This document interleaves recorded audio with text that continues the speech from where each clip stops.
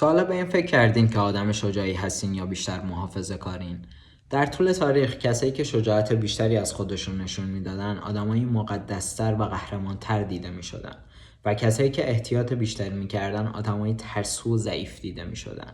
اما چرا بعضیا همیشه شجاعت بیشتری دارن و بعضیا همیشه بیشتر میترسن؟ این یه دلیل علمی داره که قراره امروز با هم بازش کنیم. آمیگدال یه قسمتی از مغز ماست که کارش پردازش احساسات و هیجانات ماست، مخصوصا ترس و خشم. بهش نگهبان هیجانات هم میگن.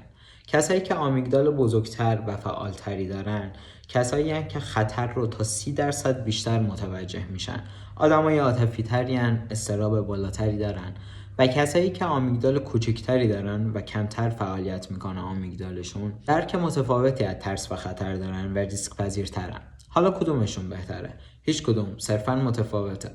درسته که مغز یک توازنی داره ولی برای همه به یک شکل و یک جور رشد نمیکنه.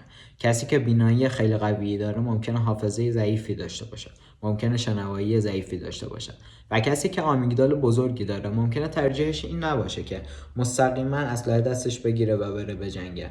اما 25% خلاقیت بیشتری داره. این یعنی اینکه پتانسیل اینو داره که بشینه سناریو رو بنویسه و اسلحه رو اون بسازه. اما کسی که فعالیت آمیگدالش کمتره درسته که به شکل قهرمان و افتخار آفرین دیده میشه، اما 20% عمر کمتری داره. شما فکر کنید که یک حیوان وحشی روبروتونه و شما کاملا درک متفاوتی از ترس دارین و فکر میکنید که میتونید برید باش مبارزه کنید و شکستش بدین. طبیعتا میرین جلو و کشته میشین. یک چیز کاملا طبیعیه. و آیا میشه تغییرش داد؟ نه، اندازه آمیگدال رو نمیشه توی مغز تغییر داد، اما میشه تا حدی کنترلش کرد. یعنی اگر کسی هستین که اضطراب خیلی بالاتری دارین، احساسات زیادی به خرج میدین و ترس بیشتری دارین، کم کم میتونین با ترس‌های کوچیکتون مواجه بشین و اونو تا حدی کنترل کنین. و که اگر کسی هستین که ریسک پذیری بالاتری دارین و تو موقعیت‌های خطرناک اولین کسی هستین که میرین جلو، کم کم میتونین با مدیتیشن و تمرینات ذهنی اون رو یکم کاهش بدین. اما مهم چیه؟ مهم اینه که نقش خودمون رو بپذیریم. یعنی اگر به دنیا به این شکل نگاه کنیم که یک بازیه و برای هر کسی یک نقشی چیده شده، و نقش خودمون رو بپذیریم تا به بهترین نحو بتونیم ازش استفاده کنیم. یعنی اینکه اگر آدم محافظه‌کاری هستیم، اصرار بر این داشته باشیم که بخوایم جنگجو باشیم، ممکنه توی اون نقش افتضاح عمل کنیم.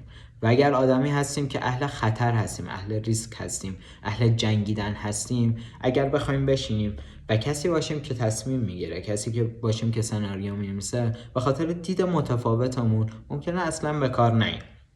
و راز بقا و آرامش ما توی پذیرش همین نقش هاست. چون که اگر این نقش ها رو بشناسیم و قبول کنیم که چه نقشی داریم، میتونیم بهترین استفاده رو ازش ببریم و میتونیم افتخار آفرین باشیم، حتی با محافظه کار بودن، چون که میتونیم ایده های خوبی داشته باشیم و بالعکس.